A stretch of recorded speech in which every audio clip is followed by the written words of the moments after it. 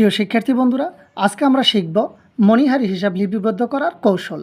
মণিহারি হচ্ছে ব্যয় প্রতিষ্ঠানের প্রশাসনিক কার্য সম্পাদনের জন্য কাগজ ক্রয়, কলম ক্রয়, পেন্সিল স্কেল ক্রয়, ফাইল কভার ক্রয়, পিন ক্লিপ ক্রয় ইত্যাদি দ্রব্যাদি যদি আমরা ক্রয় করি তাহলে মণিহারি হিসাব লিপিবদ্ধ করতে হয়। আমরা একটি সূত্র দেখতে পাচ্ছি, সম্পদ বা ব্যয় যদি বৃদ্ধি পায় তাহলে আমরা ডেবিটে লিখব, সম্পদ এবং ব্যয় যদি হ্রাস পায় তাহলে ক্রেডিটে লিখব। আয় দায় মালিকানা সত্ত্ব যদি বৃদ্ধি পায় তাহলে ক্রেডিটে লিখব, আয় দায় মালিকানা সত্ত্ব যদি হ্রাস পায় তাহলে আমরা ডেবিটে লিখব।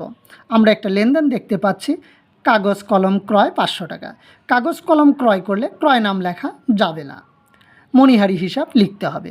মণিহারি হচ্ছে খরচ বা ব্যয় বৃদ্ধি পেলে তাকে ডেবিটে লিখতে হয়। আর কাগজ কলম ক্রয় করলে বা মণিহারি ক্রয় করলে কারবার থেকে অবশ্যই নগদ অর্থ হ্রাস পায়। নগদ অর্থ হচ্ছে সম্পদ, আর সম্পদ হ্রাস পেলে তাকে ক্রেডিটে লিখতে হয়। তাহলে আমরা লিখব মণিহারি হিসাব ডেবিট, নগদান হিসাব ক্রেডিট। মণিহারি হচ্ছে ব্যয় বা খরচ বৃদ্ধি পেলে তাকে ডেবিটে লিখতে হয়। নগদান হচ্ছে সম্পদ, আর সম্পদ হ্রাস পেলে তাকে ক্রেডিটে লিখতে হয়। আমরা আরেকটি লেনদেন দেখতে পাচ্ছি, ফাইল কভার ও ক্লিপ ক্রয় 1000 টাকা। ফাইল কভার ও ক্লিপ ক্রয় করলে ক্রয় নাম লেখা যাবে না। ফাইল কভার ও ক্লিপকে মণিহারি হিসাব বলা হয়।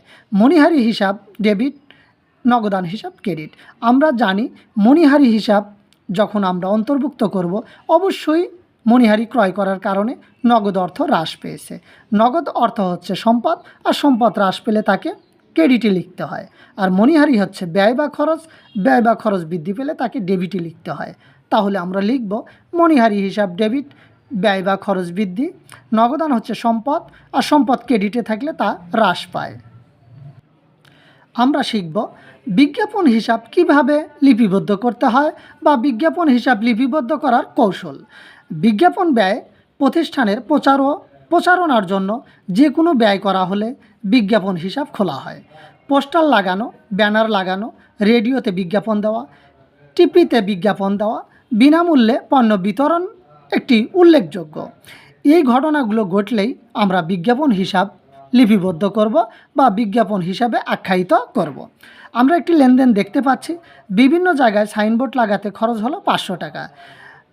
বিভিন্ন জায়গায় সাইনবোর্ড লাগালে বিজ্ঞাপন হিসাব লিখতে হয়। বিজ্ঞাপন হচ্ছে একটি ব্যয় বৃদ্ধি পেলে তা ডেবিট হয়।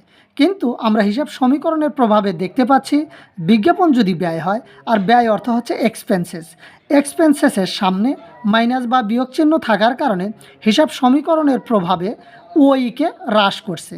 ওইকে হ্রাস করার কারণে আমরা লিখব ব্যয় বৃদ্ধি, কিন্তু হিসাব সমীকরণের প্রভাবে ওই হ্রাস।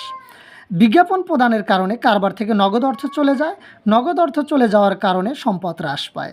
সম্পদ হ্রাস পেলে তাকে ক্রেডিটে লিখতে হয়। আমরা লিখব নগদান হিসাব ক্রেডিট, সম্পদ হ্রাস, হিসাব সমীকরণের প্রভাবে এ হ্রাস।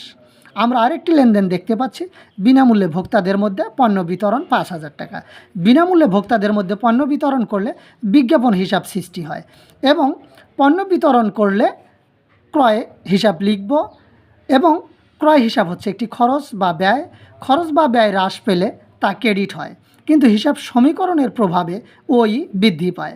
আমরা একটা নোট শিখব, খরচ বা ব্যয় যদি হ্রাস পায় তাহলে এক প্রকারের আয় হিসাবে গণ্য করতে হয়, আর খরচ হ্রাস পেলে যদি আয় হিসাবে গণ্য করি তাহলে হিসাব সমীকরণের প্রভাবে আয় বৃদ্ধি পেলে ওই বৃদ্ধি পায়। তাহলে আমরা লিখব বিজ্ঞাপন হিসাব ডেবিট, ক্রয় হিসাব ক্রেডিট। বিজ্ঞাপন হচ্ছে ব্যয় বা খরচ বৃদ্ধি পেলে হিসাব সমীকরণের প্রভাবে ওই হ্রাস পায়, এবং খরচ যদি হ্রাস পায় তাহলে হিসাব সমীকরণের প্রভাবে ওই বৃদ্ধি পায়।